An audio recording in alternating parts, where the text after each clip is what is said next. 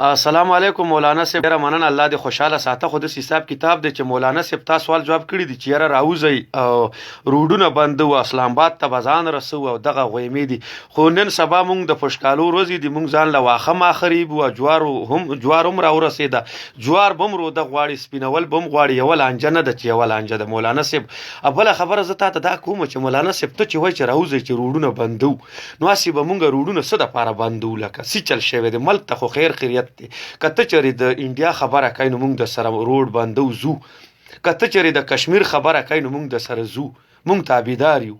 خیر دې ته زموږ مولانا زموږ مشري مخکې عمران خان سی بوډه چولو اگر راوستیو کله برا باندې روډونه بندول، کله برا باندې سکول، کله را باندې بسکول.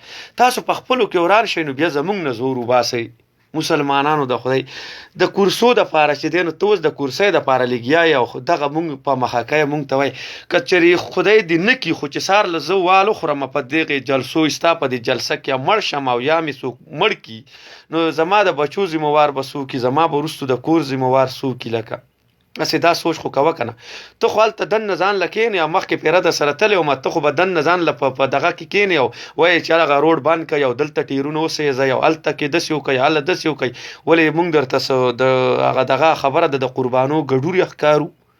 موږ هم سړي یو، انسانان یو، موږ تا ته احترام لرو، خو ستا په اشاره موږ ګډېږو نه. په مونږ کې هم لیک ډېر غیرت شته، د دین ټیکهدار ته داسې کار کوه چې د کله مازدیګر چې دی نو ستا دین یو شان وي، سهار شي نو ستا دین بل شانتي. په خدای یقینو که دا دین چې تا چې کم دی که نه مولانا صاحب، دا دین چې دی نو ته د کورسۍ نه زارئ. خلک داسې کورسیانې چې دی نو د دین نه زارئ، نو ته لګې ته داسې کار کوې لکه ته وایې چې دا دین به زه د دې کورسۍ نه زار کړم. مونږ ځان له وروره واښه ریبو، جوار راته راورسېده، جوار به ځان لري وروره.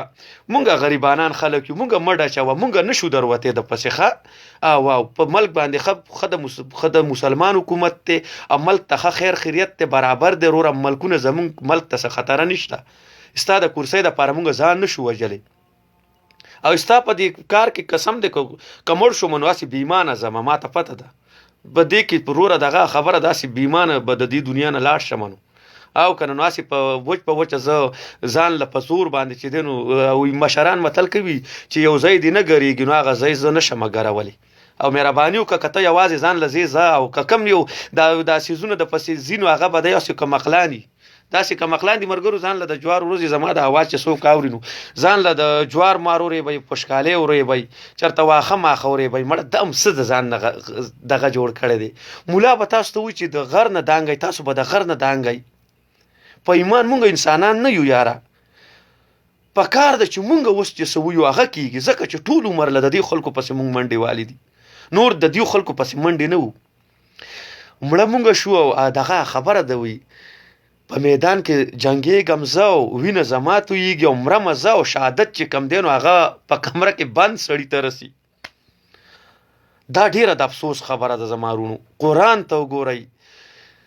سوال درته کومه، منت درته کومه چې دغه خبرونه واوړئ. دا بې فضوله خبرې دي او دا څه کار نه دی وروره، دا هېڅ کار نه دی. زموږ ملک ته ښه امن دی، زموږ په ملک کې خیر خیریت دی وروره. څه چل شوی دی؟ که د کشمیر دپاره وځئ نو زه د سره تیار یم، که بل داسې جهاد کوئ چېرته د انډیا د کافر باندې نو زه تیار یم. دا مونږ چې اوس ولګو دا روډونه بندو نو چا ته به تکلیف وي؟ مسلمانانو ته به تکلیف جوړیږي. نو ولې مسلمانانو له تکلیف ورکو؟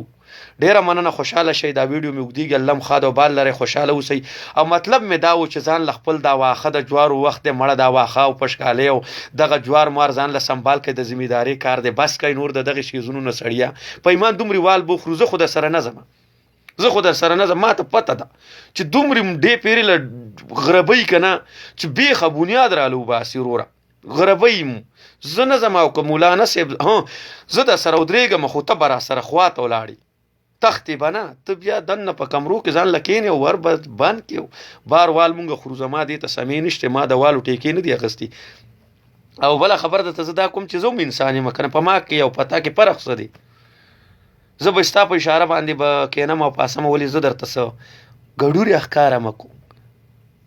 ستا مازغه خراب دي مړه، زه ځان له جلسې له